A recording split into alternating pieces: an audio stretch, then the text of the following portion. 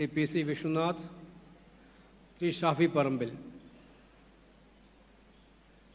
കഴിഞ്ഞ ടേമിലെ KPCCയിൽ ഊർജ്ജസ്വലമായി working president സ്ഥാനം ഏറ്റെടുത്ത് നടത്തിയ പ്രിയങ്കരനായിട്ടുള്ള ശ്രീ T സിദ്ദിഖ്, പ്രിയങ്കരനായിട്ടുള്ള നമ്മുടെ എല്ലാം പ്രിയപ്പെട്ട ശ്രീ TN പ്രതാപൻ, സമാദരണീയനായിട്ടുള്ള നമുക്കെല്ലാവർക്കും ബഹുമാനമുള്ള പ്രിയപ്പെട്ട മുൻ സ്പീക്കർ ശ്രീ തേറമ്പിൽ രാമകൃഷ്ണൻ, AICCയുടെ അഭിമാനപൂർവ്വം ഉയർത്തിപ്പറയാവുന്ന സെക്രട്ടറി ശ്രീ റോജി M. ജോൺ, മുൻ ജില്ലാ കോൺഗ്രസ് കമ്മിറ്റി പ്രസിഡന്റ്മാർ Shri Abdurahman Kutty, MP Vincent, Jose Vellur, KPCC general secretary Shri TU Radhakrishnan, മറ്റു ബഹുമാന്യരായിട്ടുള്ള വേദിയിലെ PCC, DCC നേതാക്കളെ, തൃശ്ശൂർ ജില്ലയുടെ വിവിധ ഭാഗങ്ങളിൽ നിന്നായി ഇവിടെ എത്തിയിരിക്കുന്ന വാർഡ് പ്രസിഡന്റ്മാർ, ബൂത്ത് പ്രസിഡന്റ്മാർ, മണ്ഡലം കമ്മിറ്റി പ്രസിഡന്റ്മാർ, ഭാരവാഹികൾ, ബ്ലോക്ക് കമ്മിറ്റിയിലെയും ഉന്നത സ്ഥലങ്ങളിലെയും ഭാരവാഹികളായിട്ടുള്ള കോൺഗ്രസിൻ്റെ ഈ തറവാട്ടിലെ ഏറ്റവും പ്രിയപ്പെട്ട അഭിമാനഭാജനങ്ങളായിട്ടുള്ള സഹപ്രവർത്തകരെ, സഹോദരന്മാരെ, സുഹൃത്തുക്കളെ, വളരെ സന്തോഷത്തോടുകൂടിയാണ് തൃശ്ശൂർ ജില്ലയിലെ ഒരു പുതിയ നേതൃനിരയുടെ ഈ ഒരു മഹാസംഗമത്തിൽ നിങ്ങളോടൊപ്പം ഞാനും പങ്കെടുക്കുന്നത്. ഇവിടെ സൂചിപ്പിച്ചതുപോലെ ഇന്ത്യൻ നാഷണൽ കോൺഗ്രസിന് എക്കാലത്തും ഏറ്റവും കൂടുതൽ കരുത്തു പകർന്ന ജില്ലകളിൽ മുന്നിൽ നിൽക്കുന്ന ജില്ലയാണ് തൃശ്ശൂർ ജില്ല. ഇടക്കാലത്ത് നമുക്ക് ചില ക്ഷീണാവസ്ഥകൾ ഉണ്ടായിട്ടുണ്ട്. നിയമസഭയിലും തദ്ദേശ ഭരണ തിരഞ്ഞെടുപ്പുകളിലുമൊക്കെ തന്നെ കണക്ക് പറഞ്ഞ് നമുക്ക് പറയാവുന്നതാണ്. ആ ക്ഷീണാവസ്ഥയ്ക്ക് കാരണം എന്താണെന്നതിൻ്റെ പോസ്റ്റ്മോർട്ടത്തിലേക്കൊന്നും ഞാനിപ്പോൾ പോകാൻ ആഗ്രഹിക്കുന്നില്ല. നമുക്ക് ആ ക്ഷീണാവസ്ഥ മാറ്റിയേ മതിയാകൂ എന്നുള്ള GCC പ്രസിഡന്റിൻ്റെ മുദ്രാവാക്യം അത് DCC പ്രസിഡന്റിൻ്റെ മാത്രം ശബ്ദമല്ല, ഈ ഹാളിലിരിക്കുന്ന ഓരോ കോൺഗ്രസ്സുകാരൻ്റെയും ശബ്ദമായിരിക്കുമെന്ന് ഞാൻ വിചാരിക്കുകയാണ്. നമ്മുടെ പാർട്ടിയിൽ ഒരാൾ മാത്രം വിചാരിച്ചാൽ ഒരു അത്ഭുതം ഉണ്ടാവില്ല. എല്ലാവരും ഒന്നിച്ച് വിചാരിക്കുമ്പോഴാണ് അസാധ്യമായി ഒന്നുമില്ല എന്ന് നമ്മുടെ പാർട്ടി പലപ്പോഴും തെളിയിച്ചിട്ടുള്ളത്, തൃശ്ശൂരും തെളിയിച്ചിട്ടുള്ളത്. ഇപ്പം അതിൻ്റെ കാലമല്ലേ? അങ്ങനെ തെളിയിക്കേണ്ട കാലമല്ലേ ഇത്? നിങ്ങളോടാണ് ഞാൻ ചോദിക്കുന്നത്. അങ്ങനെ തെളിയിക്കേണ്ട കാലമാണ്. അത് കോൺഗ്രസ് പാർട്ടിക്ക് വേണ്ടി മാത്രമല്ല, അത് ഈ പ്രസ്ഥാനത്തിന് വേണ്ടിയും ത്രിവർണ്ണ പതാക പിടിക്കുന്നവർക്കും വേണ്ടി മാത്രമല്ല, ഈ നാടിനെ സ്നേഹിക്കുന്ന, ഈ നാട്ടിലെ പാവപ്പെട്ടവരെ ചേർത്ത് പിടിക്കാൻ ആഗ്രഹിക്കുന്ന എല്ലാ ആളുകളും ആഗ്രഹിക്കുന്ന ഒന്നാണത്. ദേശീയ തലത്തിൽ നമുക്കെല്ലാവർക്കും അറിയാം, നമ്മൾ 11 വർഷക്കാലമായി പ്രതിപക്ഷത്തിരിക്കുകയാണ്. എന്താണ് പ്രതിപക്ഷത്തിരിക്കാനുള്ള കാരണങ്ങൾ എന്നതിനെക്കുറിച്ച് ഞെട്ടിപ്പിക്കുന്ന വിവരങ്ങളാണ് ഏറ്റവും ഒടുവിൽ പുറത്തു വരുന്നത്. അത് വരും ദിവസങ്ങളിൽ നിങ്ങൾക്ക് കൂടുതൽ തെളിവുകളായി നിങ്ങളുടെ മുന്നിലേക്ക് വരും. ഈ 2024 ലോക്സഭാ തെരഞ്ഞെടുപ്പിൽ ആരായിരുന്നു ശരിയായ അർത്ഥത്തിൽ ജയിച്ചത് എന്നതിൻ്റെ ഞെട്ടിപ്പിക്കുന്ന കണക്കുകളാണ് നമ്മൾ അവതരിപ്പിക്കാൻ പോകുന്നത്. തിരഞ്ഞെടുപ്പുകൾ ജയിക്കുന്നത് ജനങ്ങളുടെ ഭൂരിപക്ഷം മാത്രമാണ് എന്ന് ജനാധിപത്യത്തിൽ അടിയുറച്ചു വിശ്വസിക്കുന്ന കോൺഗ്രസ് മുന്നോട്ട് വെക്കുമ്പോൾ, ഏതു വിധേനയും തിരഞ്ഞെടുപ്പ് ജയിക്കാൻ എന്ത് കൃത്രിമവുമാകാം, എന്ത് അട്ടിമറിയുമാകാമെന്ന് തീരുമാനിച്ചിറങ്ങിയ കുറേ ആളുകളുടെ പ്രവർത്തനത്തിൻ്റെ ഫലം നമ്മൾ പുറത്ത് കൊണ്ടുവരാനും പോവുകയാണ്. അതിൻ്റെ പരിണിത ഫലം എന്തായിരുന്നു നിങ്ങൾക്ക് എല്ലാവർക്കും അറിയാം. 11 വർഷക്കാലം വിദ്വേഷത്തിൻ്റെയും വെറുപ്പിൻ്റെയും നാളുകളിലേക്കാണ്. എന്തിനാണ് കോൺഗ്രസ് ഈ നാട്ടിൽ? ഞാൻ ചോദിക്കാൻ ആഗ്രഹിക്കുകയാണ്. കഴിഞ്ഞ 11 വർഷക്കാലം നിങ്ങൾക്കറിയാം, ഏറ്റവും ഒടുവിൽ ഛത്തീസ്ഗഡിലെ ദുർഗിൽ, റോജി ഇന്ന് രാവിലെ അവിടെ നിന്നാണ് വന്നത്, കന്യാസ്ത്രീകളെ 9 ദിവസക്കാലം ജയിലിലിട്ടു. ജയിലിലിട്ട കാരണമാണ് നിങ്ങൾ മനസ്സിലാക്കേണ്ടത്. നാരായൺപൂർ എന്ന് പറയുന്ന ജില്ലയിൽ ഛത്തീസ്ഗഡിൽ അവിടെയുള്ള 3 സഹോദരന്മാർ പള്ളികളുമായിട്ടൊക്കെ ബന്ധപ്പെട്ട് പ്രവർത്തിച്ചുകൊണ്ടിരിക്കുന്നവരാണ്. അവർ പുതിയ ആളുകളൊന്നുമല്ല. ഒരു സഹോദരൻ 3 പെൺകുട്ടികളെയും കൂടി, പ്രായപൂർത്തിയായ 3 പെൺകുട്ടികളെ അവരുടെ രക്ഷാകർത്താക്കളുടെ സമ്മതത്തോടു കൂടി ആഗ്രയിലെ അവരുടെ ഹോസ്പിറ്റലിലേക്ക് ജോലിക്ക് വേണ്ടി കൊണ്ടുപോവുകയാണ്. അച്ഛനമ്മമാരുടെ സമ്മതപത്രം അവരുടെ കയ്യിലുണ്ട്.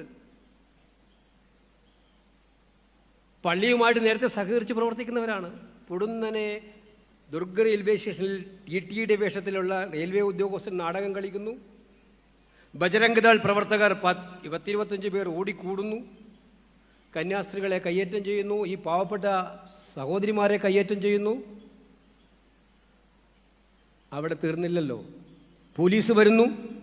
നിയമവും നീതിയും രേഖകൾ പരിശോധിച്ച് നിയമം പരിശോധിച്ച് നടപ്പിലാക്കേണ്ട പോലീസ് ആ നിയമവും രേഖയും പരിശോധിക്കുന്നതിന് പകരം ബജരംഗ് ദളിന്റെ മുദ്രാവാക്യത്തിൽ ആകൃഷ്ടനായി അവരെ മാത്രം കണ്ടുകൊണ്ട് ഈ പാവപ്പെട്ട കന്യാസ്ത്രീകളെയും ആ സഹോദരിമാർ ജയിലിലടക്കുകയാണ് ചെയ്തത്. സഹോദരനെയും 9 ദിവസം കാരാഗൃഹത്തിലടക്കാൻ അവരോട് ചുറ്റിയ ചുമത്വം എന്തായിരുന്നു? മതപരിവർത്തനം. ഏത് മതത്തിൽ നിന്നും ഏത് മതത്തിലേക്ക് പരിവർത്തനം നടത്തി? ഉത്തരവില്ല. മനുഷ്യക്കടത്ത്. നമ്മൾ മനുഷ്യക്കടത്ത് എന്നൊക്കെ പറഞ്ഞാൽ കേരളത്തിൽ നമ്മുടെ മുമ്പിൽ ഒരു ഭാവനയുണ്ടല്ലോ. ഈ 2 കുറ്റം ചോർത്തി, എന്നാൽ ഈ 2 കുറ്റവും ജാമ്യം കിട്ടുന്ന കുറ്റമല്ല. അവരെ ജയിലിലടിച്ചു. നമ്മൾ മുട്ടാത്ത വാതിലുകളില്ല. ജാതിമത വ്യത്യാസമല്ലേ അല്ല. എനിക്ക് ആ കന്യാസ്ത്രീ സമൂഹത്തെ നേരിട്ട് അറിയാം. കാരണം എൻ്റെ നിയോജക മണ്ഡലത്തിലാണ് അവരുടെ കോൺവെൻറ്റ്. അവരുടെ മദർ സുപ്പീരിയർ ഇരിക്കുന്നത് അവിടെയാണ്, ചേർത്തലയിൽ. അവർ നിങ്ങൾക്ക് അവിടെ വന്നാൽ നോക്കി, ഹോളി ഫാമിലി എന്ന് പറയുന്ന ക്യാൻസർ ആശുപത്രി.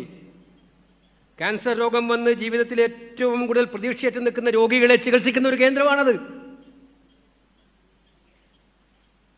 ആശ്രയമില്ലാത്ത, ആരും തിരിഞ്ഞു നോക്കാത്ത അവർക്ക് പാലിയേറ്റീവ് കെയർ നൽകുന്ന സെൻ്ററാണത്. ആ സെൻ്ററിലുള്ള സഹോദരിമാരെയാണ്, കന്യാസ്ത്രീ സഹോദരിമാരെയാണ് മനുഷ്യക്കടത്തെന്ന് പറഞ്ഞ്, നിർബന്ധിത മതപരിവർത്തനം എന്ന് പറഞ്ഞ് ഇല്ലാത്ത ചാർജ് ഉണ്ടാക്കി, ഇല്ലാത്ത കുറ്റം ചുമത്തി 9 ദിവസക്കാലം കാരാഗൃഹത്തിൽ വെച്ചത്. സ്വാഭാവികമായിട്ടും ആ ദിവസങ്ങളിൽ തുടങ്ങി രാഹുൽ ഗാന്ധിയും പ്രിയങ്ക ഗാന്ധിയും ഞങ്ങളെല്ലാവരും പ്രതിഷേധവുമായി വന്നു. മന്ത്രിമാരോട് അഭ്യർത്ഥിച്ചു, മുഖ്യമന്ത്രിയോട് അഭ്യർത്ഥിച്ചു, സാമം ദാനം ദണ്ഡം എല്ലാം ഉപയോഗിച്ചു. അവരെ വിടണം, നിയമത്തിൻ്റെ വഴിയിൽ മാത്രം മതി, നിയമവിരുദ്ധമായിട്ട് വേണ്ട, നിയമം അവരുടെ കയ്യിൽ നിയമത്തിന് അനുകൂലമായ എല്ലാ സാഹചര്യവും കൊണ്ട് വേണമെന്ന് പറഞ്ഞു. വിട്ടില്ല. വാശിയായിരുന്നു, പിടിവാശിയായിരുന്നു. അവസാനം NIA കേസ് എടുക്കുന്നു. നമ്മൾ കേട്ടിട്ടുണ്ട് കേരളത്തിലൊക്കെ NIA എടുക്കുന്ന കേസുകൾ ഏതൊക്കെയാണ്? തൃശ്ശൂരിലുണ്ടോ ഒരു NIA കേസ്? ഇല്ലേ? NIA കേസെടുക്കുന്നു. ലോക ഭീകരന്മാരുടെ ഭീകര സംഘടനകൾ നടത്തുന്ന ഭീകരാക്രമണങ്ങളെ കുറിച്ച് NIA അന്വേഷിക്കുന്നത് കേട്ടിട്ടുണ്ട്. ഏറ്റവും വലിയ ഭീകര കൊലപാതകങ്ങൾ NIA അന്വേഷിക്കുന്നു കേട്ടിട്ടുണ്ട്. ഈ പാവപ്പെട്ട 2 കന്യാസ്ത്രീകളെ അവർ വഴി നടന്നു പോകുമ്പോൾ അവരെ തടഞ്ഞു വെച്ച് പിടിച്ചിട്ട് ആ കേസ് NIA കൈമാറിയതിൻ്റെ അതിൻ്റെ ലോജിക്ക് ഇന്ന് വരെയായിട്ടും നമുക്കാർക്കും പിടിയിട്ടിട്ടില്ല.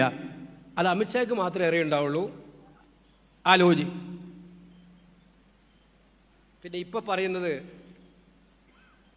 ഞങ്ങളല്ലേ ഇടപെട്ട് വിട്ടത്.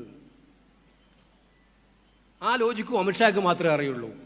പാവപ്പെട്ട നിരപരാധികളെ ഇല്ലാത്ത കേസിൽ കൊടുത്തി NIA പോലുള്ള ഏജൻസികളെ അന്വേഷിപ്പിച്ച് 9 ദിവസം ജയിലിൽ കടത്തിയിട്ട് അവസാനം രാജ്യം മുഴുവൻ ഒറ്റക്കെട്ടായി അതിനെതിരെ പ്രതിഷേധിക്കുമ്പോൾ വിടുന്നതിൻ്റെ ഒരു ഗുട്ടൻസ്, അത് ഞങ്ങൾ മുഖാന്തരമാണെന്ന് പറഞ്ഞ ആ ഗുട്ടൻസ് അമിത്ഷായ്ക്ക് മാത്രമേ അറിയുള്ളൂ, അല്ലെങ്കിൽ BJPക്ക് അവർ മാത്രമേ അറിയുള്ളൂ.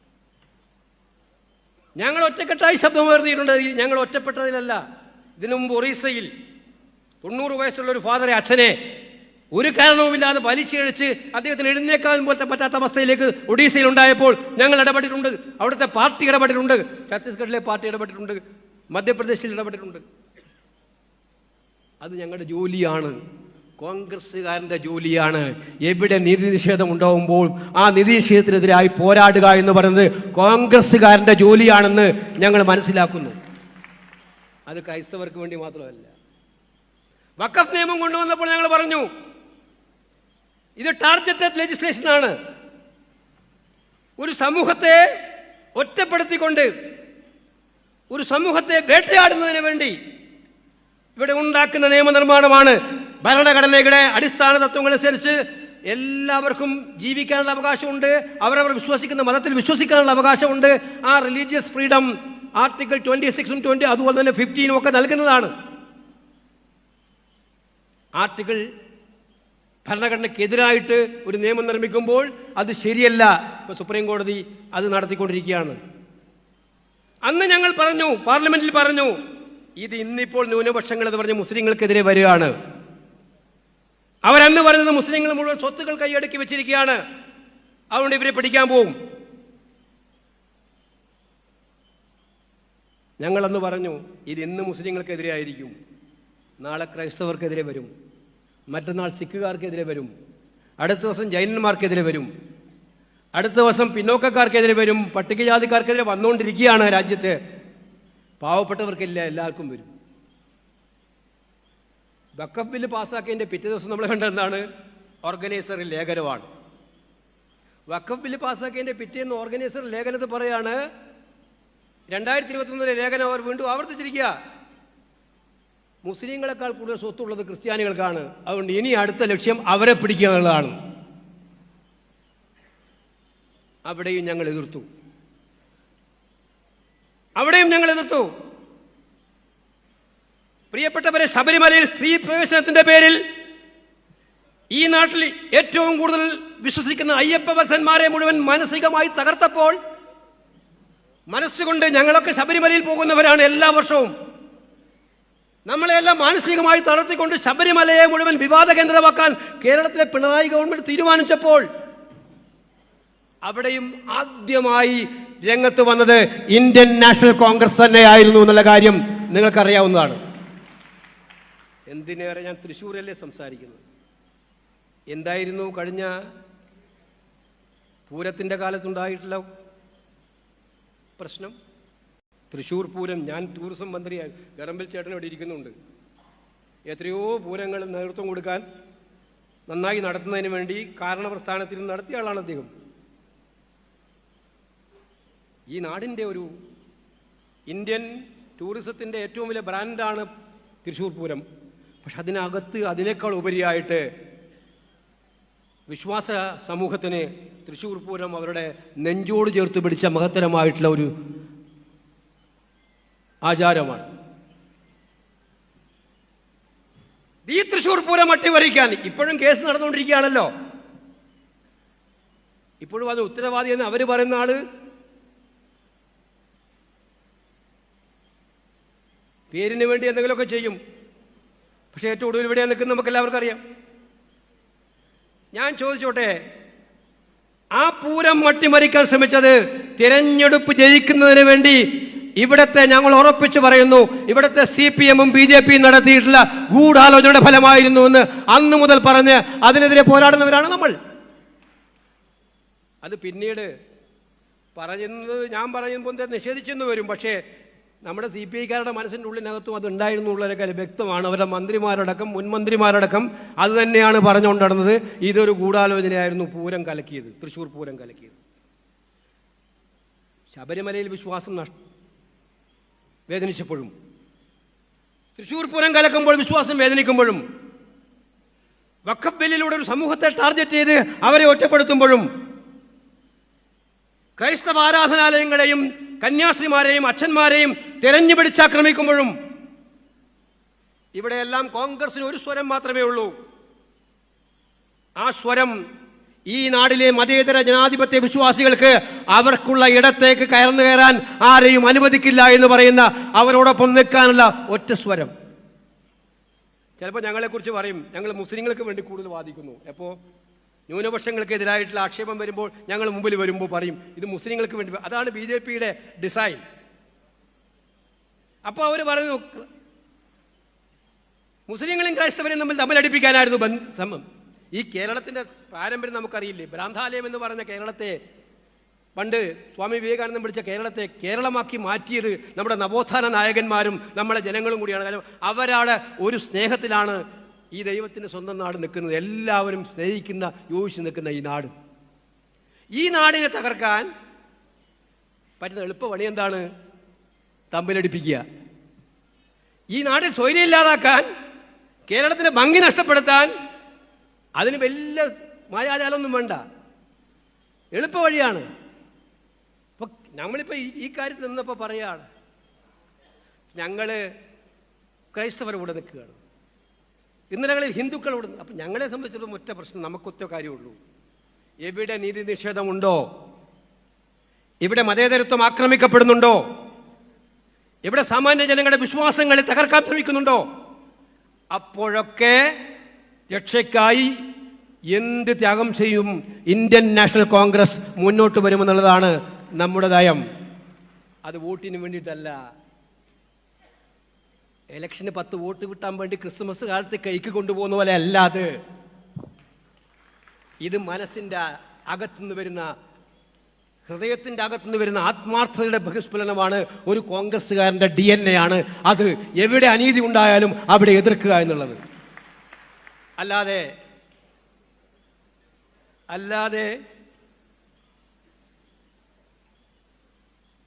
നമ്മൾ പറയാറില്ലേ, ഇരകൾക്കൊപ്പം നിൽക്കുകയും ഇരകൾക്കൊപ്പം ഓടുകയും വേട്ടപ്പട്ടിയുടെ കൂടെ നിൽക്കുകയും ചെയ്യുന്ന പാരമ്പര്യം ഉണ്ടല്ലോ, അത് ഞങ്ങൾക്കില്ല, നമുക്കാർക്കും ഇല്ലാത്ത കാര്യമാണ്. അതുകൊണ്ട് ഞാൻ പറയാൻ ആഗ്രഹിക്കുന്നത്, ഈ ഉത്തരവാദിത്വമാണ് നമ്മുടെ മുന്നിലുള്ളത്. കേരളത്തെ തകർക്കാൻ വേണ്ടിയിട്ടുള്ള ഒരു വൻ ഗൂഢാലോചന വന്നുകൊണ്ടിരിക്കുകയാണ്. അവിടെ കമ്മ്യൂണിസ്റ്റുകാരൻ വിചാരിക്കുന്നത് അവൻ എന്ത് വിധേനയും കോൺഗ്രസ് അധികാരത്തിൽ വരാൻ പാടില്ല, ഏത് ചെകുത്താനുമായിട്ട് അവർ കൂട്ടുകൂടും. പഴയ ഫിലോസഫി വീണ്ടും പൊട്ടിത്തെടുപ്പി ഇറക്കിയിട്ടുണ്ട്. BJPക്ക് വേണ്ടത് എന്താ? കോൺഗ്രസിൻ്റെ പണി കഴിക്കണം. ഒരു കാര്യം ഉറപ്പിച്ചു, ഞാൻ ഈ തൃശ്ശൂരിലെ ഈ വൻ ജനാവലിയെ കോൺഗ്രസ്സുകാരെ കൂടിക്കൊള്ളണം. ഇവരാര് എത്ര കടന്ന് പരിശ്രമിച്ചാലും 2026 കേരളം ഭരിക്കുന്നത് ഐക്യജനാധിപത്യ മുന്നണിയുടെ സർക്കാരായിരിക്കുമെന്നുള്ള കാര്യത്തിൽ സംശയമില്ല. ആരെതിർത്താലും ആര് വിചാരിച്ചാലും ജനം അതിനു വേണ്ടി ഇത് കഴിഞ്ഞ ദിവസം CPI സമ്മേളനത്തിലെ വാർത്ത പുറത്തു വന്നു. ഞങ്ങൾ പറഞ്ഞുകൊണ്ടിരിക്കുന്ന കാര്യമാണത്. കൊല്ലം സമ്മേളനത്തിലാണ് നമ്മൾ പറഞ്ഞുകൊണ്ടിരിക്കുന്ന കാര്യമാണ്. കമ്മ്യൂണിസ്റ്റുകാരൻ, യഥാർത്ഥ കമ്മ്യൂണിസ്റ്റുകാരൻ കേട്ടോ, ഞാൻ ഉദ്ദേശിക്കുന്നത് മറ്റു ചിലരുണ്ടല്ലോ അവരെക്കുറിച്ചല്ല. യഥാർത്ഥ കമ്മ്യൂണിസ്റ്റുകാരൻ ഉള്ളുരുകി പ്രാർത്ഥിക്കുകയാണ്, ദൈവമേ ഈ ഗവൺമെൻറ് വീണ്ടും അധികാരത്തിൽ വരരുതേ എന്ന്. അത്രമാത്രം ജനങ്ങളെയും കമ്മ്യൂണിസത്തെയും വെറുപ്പിച്ചിട്ടുള്ള ഒരു സർക്കാരാണ് ഇവിടെ ഭരിക്കുന്നത്. അപ്പോൾ ഞാൻ പറഞ്ഞു വന്നത് അതിലേക്കാണ് പോകുന്നത്. അത് രാജ്യത്തെ ജനങ്ങളുടെ പ്രശ്നങ്ങൾക്ക് പരിഹരിക്കാൻ സർക്കാരില്ല. ഏറ്റവും കൂടുതൽ നിങ്ങൾ കണ്ടതെന്താണ്? നിങ്ങൾ വലിയ കുട്ടിഘോഷമായിരുന്നു. നമ്മൾ പാകിസ്ഥാനെതിരെ യുദ്ധം നടത്തിയപ്പോൾ ഇന്ത്യ ഗവൺമെൻറ് കൂടെ ഒറ്റക്കെട്ടായിരുന്നു. നമ്മൾ ഭീകരവാദത്തിനെതിരായ ഇന്ത്യ ഗവൺമെൻറ്റിന് ഒറ്റക്കെട്ടായിരുന്നു.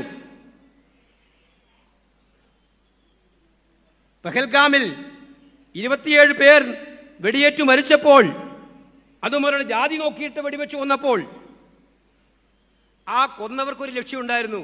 ജാതി പോയിച്ച് വെടിവെച്ച് കൊല്ലുമ്പോൾ ഹിന്ദുക്കളെ കൊല്ലുന്നു, മുസ്ലിങ്ങളാണ് കൊല്ലുന്നത്, ഈ നാട്ടിൽ മുസ്ലിം ഹിന്ദു കലാപം ഉണ്ടാകും എന്നായിരുന്നു അവരുടെ ലക്ഷ്യം. അതായിരുന്നു നമ്മുടെ ശത്രുരാജ്യത്തിൻ്റെ ലക്ഷ്യം. പക്ഷേ ഇന്ത്യ ഒറ്റക്കെട്ടായി നിന്നു, നമ്മളെല്ലാം ഒറ്റക്കെട്ടായി നിന്നു. നമ്മുടെ എറണാകുളത്തെ ഏറ്റവും പ്രിയങ്കരനായ രാമേന്ദ്രൻ എന്ന് പറയുന്ന നമ്മുടെ സഹപ്രവർത്തകൻ നഷ്ടപ്പെട്ടതായിരുന്നു. അത് രാമേന്ദ്രൻ്റെ മകൾ ആരതി പറയുന്നത് ഞാൻ കേട്ടുകൊണ്ടിരിക്കുകയായിരുന്നു.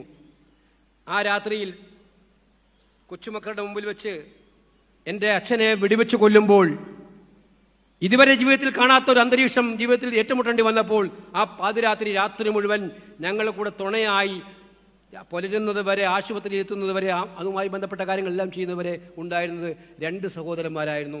ആ 2 സഹോദരന്മാർ മുസ്ലിങ്ങളായിരുന്നു. അവർ പറഞ്ഞു, എനിക്ക് 2 ബ്രദേഴ്സിനെ കിട്ടി കാശ്മീരിൽ എന്നുള്ളത്. അതാണ് ഈ നാടിൻ്റെ പാരമ്പര്യം. അതാണ് കോൺഗ്രസ് പറയുന്നത്.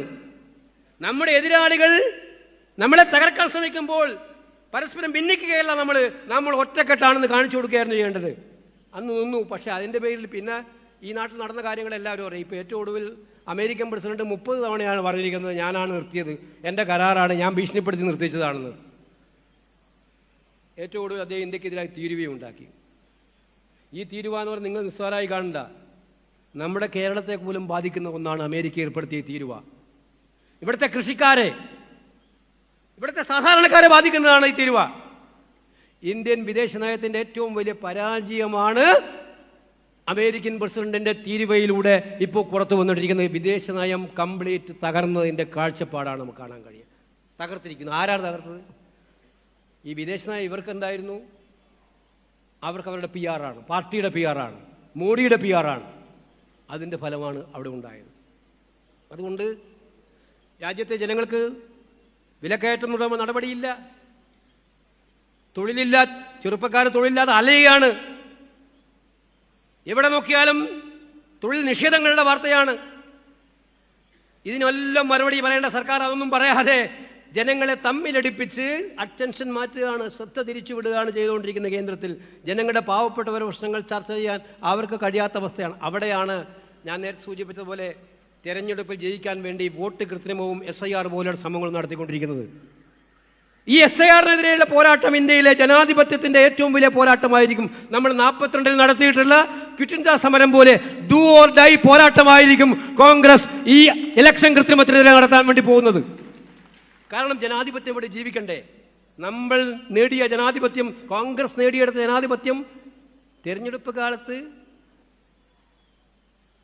നിങ്ങൾ ആലോചിക്കണം. കഴിഞ്ഞ ദിവസം ഞങ്ങൾ നോക്കിയപ്പോൾ ചില സ്ഥലങ്ങളിലൊക്കെ നോക്കുമ്പോൾ എന്താ സ്ഥിതി? വോട്ടർ പട്ടിക എടുത്ത് പരിശോധിച്ച് നോക്കുമ്പോൾ വീട്ടു നമ്പറില്ല, വീട്ടു പേരില്ല, അങ്ങനെ ഒരു വീടേ ഇല്ല. 100 കണക്കിന് വോട്ടുകളാണ്. ഒരു മണ്ഡലത്തിൽ 54,000 വോട്ടുകൾ. അതുപോലെ ഒരു അസംബ്ലി മണ്ഡലത്തിൽ ഇത്. അപ്പൊ തിരഞ്ഞെടുപ്പിൽ ജയിക്കാൻ ഏത് കൃത്രിമവും വരെ ചെയ്യുമെന്ന് കാണിക്കുന്നവർ. അതിനുവേണ്ടി നമ്മൾ ചോദിച്ചു, ഇലക്ട്രോണിക് വോട്ടിംഗ് ലിസ്റ്റ് വേണം. അപ്പോൾ ഇലക്ട്രോണിക് വോട്ടിംഗ് ലിസ്റ്റ് ഉണ്ടായാൽ ഒരു വോട്ടറെ അമർത്തിയാൽ നമുക്കറിയാം അയാൾക്ക് എത്രയെടുത്ത് വോട്ടുണ്ടെന്ന് അറിയാം. 30 സെക്കൻഡ് കൊണ്ട് അറിയാം. അത് ചോദിച്ചപ്പോൾ ഇലക്ഷൻ കമ്മീഷൻ പറഞ്ഞു ഇലക്ട്രോണിക് വോട്ടിംഗ് ലിസ്റ്റ് തരുന്ന പ്രശ്നമേ ഇല്ല. ഇത് തരുന്നത് സാധാരണ നമ്മുടെ പ്രിൻ്റ് ഔട്ട് മാത്രമേ തരുള്ളൂ. ആ പ്രിൻ്റ് ഔട്ട് അന്വേഷിക്കണമെങ്കിൽ 1 കൊല്ലം ഇരുന്നാലും ഒരു അസംബ്ലി മണ്ഡലത്തിലെ വോട്ടുകൾ പരിശോധിച്ച് തീർക്കാൻ പറ്റില്ല, പരസ്പരം നോക്കി മനസ്സിലാക്കാൻ പറ്റില്ല. അപ്പൊ ഇലക്ഷൻ കമ്മീഷൻ അറിഞ്ഞുകൊണ്ടുള്ള കളികളാണ് ഇതെല്ലാം. ഇപ്പൊ കള്ളനെ പിടിച്ചുകൊണ്ടിരിക്കുകയാണ്. ഇലക്ഷൻ കമ്മീഷൻ അങ്കലാപ്പ് വന്നിട്ടുണ്ടോ ഞങ്ങൾക്കറിയാം. പക്ഷെ ഇത് അവിടെ വെച്ച് വിടാൻ പോകുന്നില്ല. ഞാൻ നേരത്തെ സൂചിപ്പിച്ചതുപോലെ 42-ൽ ബ്രിട്ടീഷുകാരനെ പായിപ്പിക്കാൻ ക്വിറ്റ് ഇന്ത്യ സമരം നടത്തിയിട്ടുണ്ടെങ്കിൽ, ഡു ഓർ ഡൈ പോരാട്ടം നടത്തിയിട്ടുണ്ടെങ്കിൽ, അതുപോലെ ഇന്ത്യയിൽ നമ്മൾ നേടിയെടുത്ത ജനാധിപത്യം നിലനിർത്താൻ വേണ്ടിയിട്ടുള്ള അന്തിമ സമരത്തിന് സമയമായി. അതായിരിക്കും SIR-നെതിരെയുള്ള പോരാട്ടം. ഇത് പോരാടുമ്പോൾ ദേശീയ തലത്തിൽ നമ്മുടെ കൂടെ കമ്മ്യൂണിസ്റ്റുകാരുണ്ട്, അവരുണ്ട്. പക്ഷെ അവരോട് എനിക്ക് പറയാനുള്ളത്, ദേശീയ തലത്തിൽ SIR-നെതിരെ പോരാട്ടം നടത്തുമ്പോൾ അതിന് കളങ്കം ചാർത്തുന്ന രീതിയിൽ ഈ കേരളത്തിലെ പഞ്ചായത്ത് വോട്ടർ പട്ടികയിൽ നിങ്ങൾ ഉണ്ടാക്കിയിട്ടുള്ള ഈ കൃത്രിമം അത് ഒഴിവാക്കുന്നതാണ് നല്ലത്. അല്ലെങ്കിൽ ഒരു ദേശീയ നാണക്കേട് CPM-ന് സഹിക്കേണ്ടി വരും. നമ്മൾ നോക്കിയപ്പോൾ കണ്ടത് അതാണ്. പലയിടത്തും ഇതുപോലെ ചില പരിശീലനങ്ങൾ നടത്തിയിരിക്കുക. ഇവിടെ 3 വാർഡ് ഒന്നിച്ച് ക്ലസ്റ്ററാക്കിയിട്ട് 2 വാർഡ് ഞങ്ങൾക്ക് 1 വാർഡ് കോൺഗ്രസ് എടുത്തോ, അങ്ങനെയാ പറയുന്നത്. ഇപ്പോൾ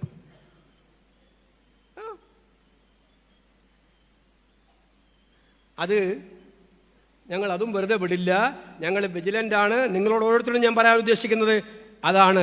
ഈ വോട്ടർ പട്ടിക 7-ാം തീയതി വരെ ചേർക്കുന്ന വോട്ടർ പട്ടിക കണ്ണിലൊണ്ണയൊഴിച്ച് കാത്തിരിക്കുക, കള്ളന്മാരെ പിടിക്കുക, ഇല്ലാത്തവരെ പിടിക്കുക.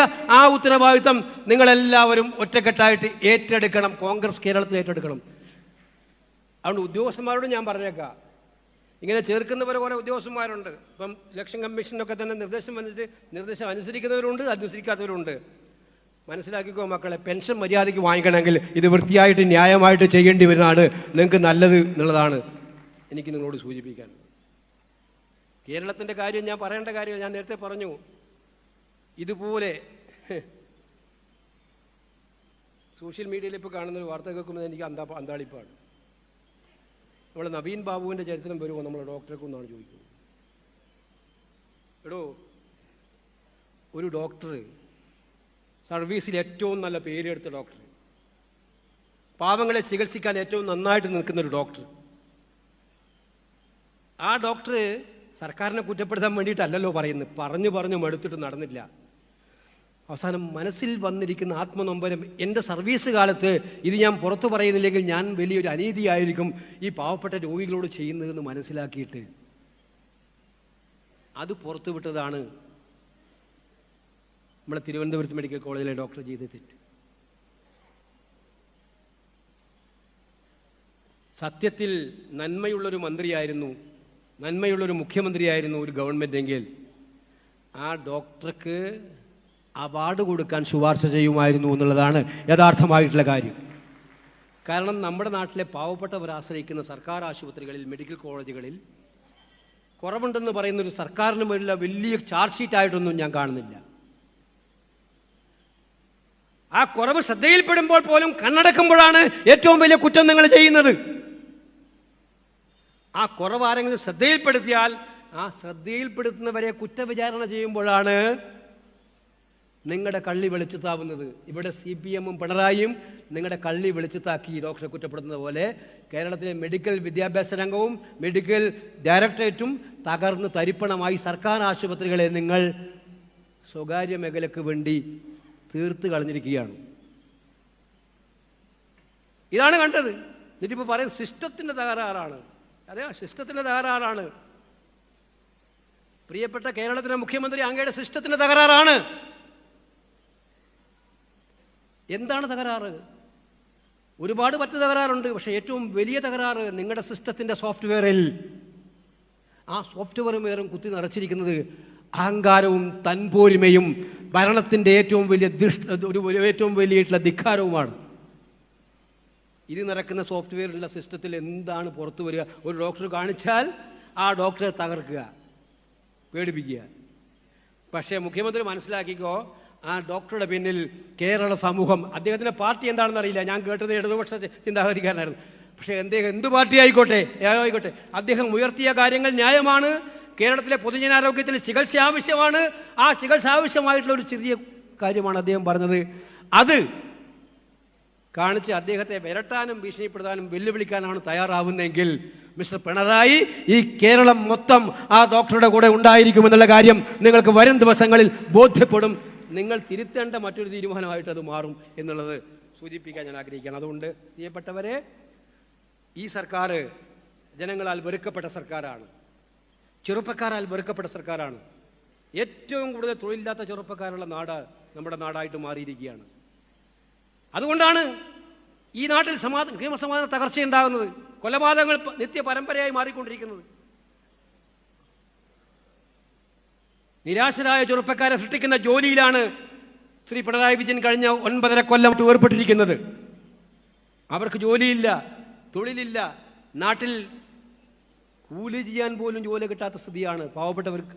കയർ തൊഴിലാളി, കർഷക തൊഴിലാളി, ഖാദി തൊഴിലാളി, കശുവണ്ടി തൊഴിലാളി എല്ലാവരും സങ്കടത്തിൻ്റെ കടലിലാണ്.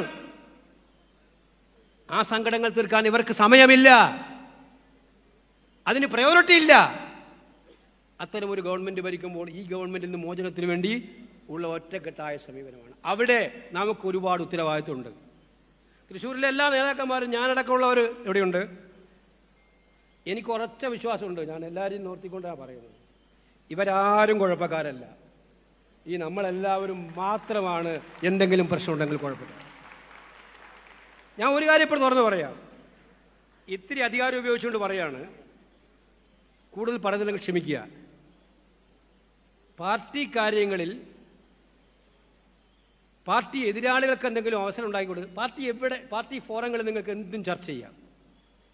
നമ്മുടെ ജനാധിപത്യ പാർട്ടിയാണ്. ചർച്ച ചെയ്തിട്ട് ഒരാളെ വിമർശിച്ച ഉടനെ നമ്മൾ 52 വട്ടമൊന്നും വെട്ടില്ല. വിമർശിക്കുന്നവരെ സ്വീകരിക്കുന്ന പാർട്ടിയാണ്. ആരെയും വിമർശിക്കാം. പാർട്ടി ഫോറത്തിൽ വിമർശിക്കാനുള്ള ഫോറം ഉണ്ടാക്കേണ്ട ഉത്തരവാദിത്വം DCC പ്രസിഡന്റിനാണ്. അതാർക്കും വിമർശിക്കാം.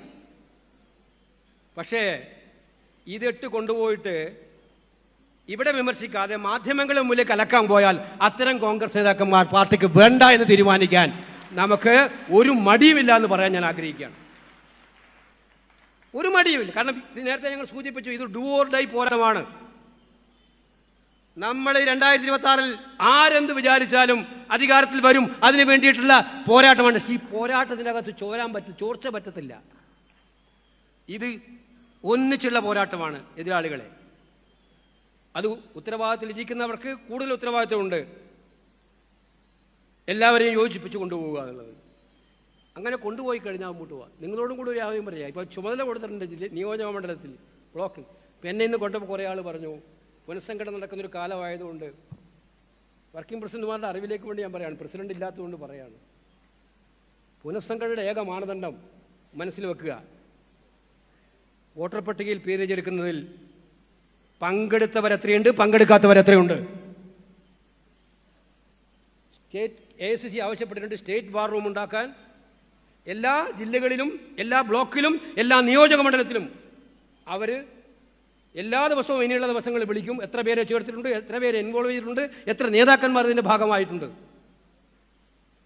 അത് വോട്ട് ചേർക്കുക എന്നുള്ളത് 7-ാം തീയതി വരെയാണ്. ഇപ്പോഴത്തെ ഏറ്റവും ഇമ്മീഡിയറ്റ് ടാസ്ക് വോട്ട് ചേർക്കലാണ്. അതിൽ വർക്കിംഗ് പ്രസിഡന്റുമാർക്ക് ഉത്തരവാദിത്തമുണ്ട്, PCC പ്രസിഡന്റിന് ഉത്തരവാദിത്തമുണ്ട്, ഞങ്ങൾക്ക് എല്ലാം ഉത്തരവാദിത്തമുണ്ട്. ഇന്നലെ ഞാൻ എൻ്റെ മണ്ഡലത്തിലെ ജില്ലയിലെ വോട്ടർ പട്ടിക അവലോകന യോഗത്തിൽ ഒരു 5 മണിക്കൂർ ഇരുന്ന് ചെലവഴിച്ചിട്ട് ഞാൻ വരുന്നത്.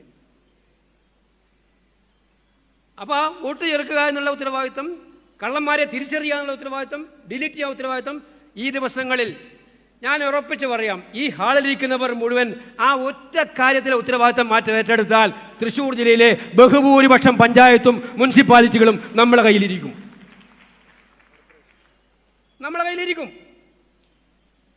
അപ്പോൾ ഇപ്പം തൽക്കാലം സൗന്ദര്യപ്പിണക്കങ്ങൾ അങ്ങോട്ടും ഇങ്ങോട്ടും. ഇപ്പം ഈ മീറ്റിംഗ് കഴിഞ്ഞ ഉടനെ വിളിക്കും. മാധ്യമപ്രവർത്തകരുടെ ജോലി അതാണല്ലോ, അവരെ കുറ്റം പറഞ്ഞിട്ട് കാര്യമില്ല. അവർക്ക് നിങ്ങൾ എത്ര നല്ല കാര്യം പറഞ്ഞിട്ടും വാർത്തയാവില്ല. കോൺഗ്രസിൻ്റെ ചരിത്രത്തിലെ ഏറ്റവും മഹാസമ്മേളനമായിരുന്നു തൃശ്ശൂരിൽ നടന്നത്. പക്ഷെ അത് വാർത്തയല്ല. വാർത്ത എങ്ങനെയാണ് ഉണ്ടാകുന്നത്? ഈ സമ്മേളനത്തിൽ ഏതെങ്കിലും ഒരു അങ്ങോട്ടും ഇങ്ങോട്ടും ചെറിയ കൊച്ചു സൗന്ദര്യപ്പിണക്കം വിളിച്ചിട്ട് അവരോട് പറഞ്ഞു കൊടുത്താൽ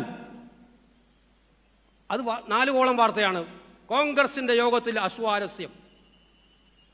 സഹോദരന്മാരെ, ആ വാർത്ത ഇനി നമുക്ക് വേണ്ട കേട്ടോ. അത്തരം വാർത്തകൾ നമുക്ക് വേണ്ട. അതുകൊണ്ട് സിദ്ദിഖല്ലേ ഇവിടുത്തെ ചുമതലക്കാരൻ, ഉത്തരവാദിത്വമുണ്ട്. ആരാ കൊടുക്കുന്നത് വെച്ചാൽ കൊടുക്കുന്ന വാർത്ത ആരാ കൊടുക്കുന്നത് വെച്ചാൽ അത് AICC അറിയിക്കുക കൃത്യമായിട്ടും. പാർട്ടി ഒറ്റക്കെട്ടായിട്ട് പോകണം. പാർട്ടി വിജയത്തിലേക്കേ പോവുള്ളൂ.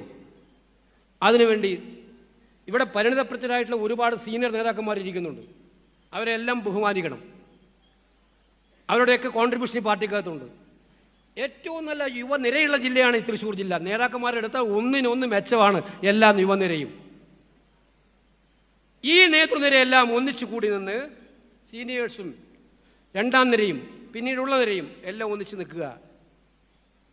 അതുകൊണ്ട് ഇനിയുള്ള 8 മാസക്കാലം, ഇത് സെപ്റ്റംബർ മുതൽ അങ്ങോട്ട് എടുത്താൽ 8 മാസമുള്ളൂ നമ്മളെ മുന്നിൽ.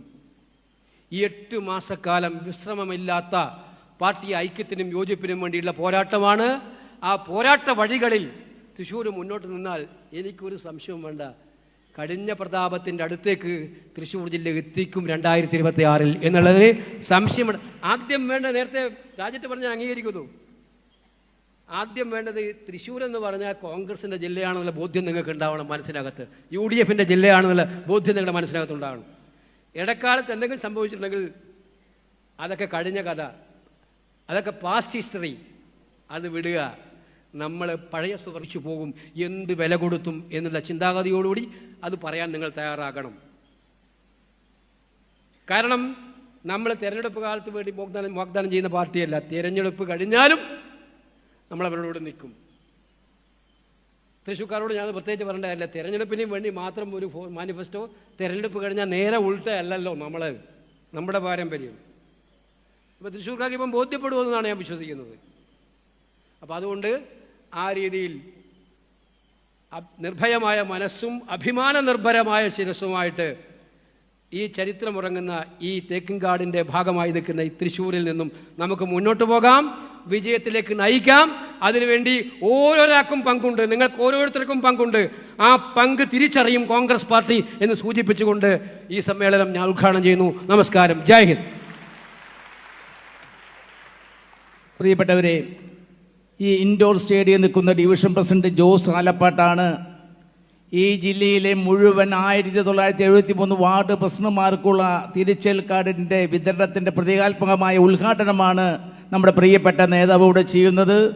ഡിവിഷൻ പ്രസിഡന്റ് ജോസ് ആലപ്പാട്ടിനെ വളരെ സ്നേഹപൂർവ്വം ക്ഷണിച്ചുകൊള്ളുന്നു. ഔപചാരികമായ കാർഡ് വിതരണത്തിന് വേണ്ടി അഖിലേന്ത്യാ Congress committee secretary KC Venugopal നിർവഹിക്കുന്നു.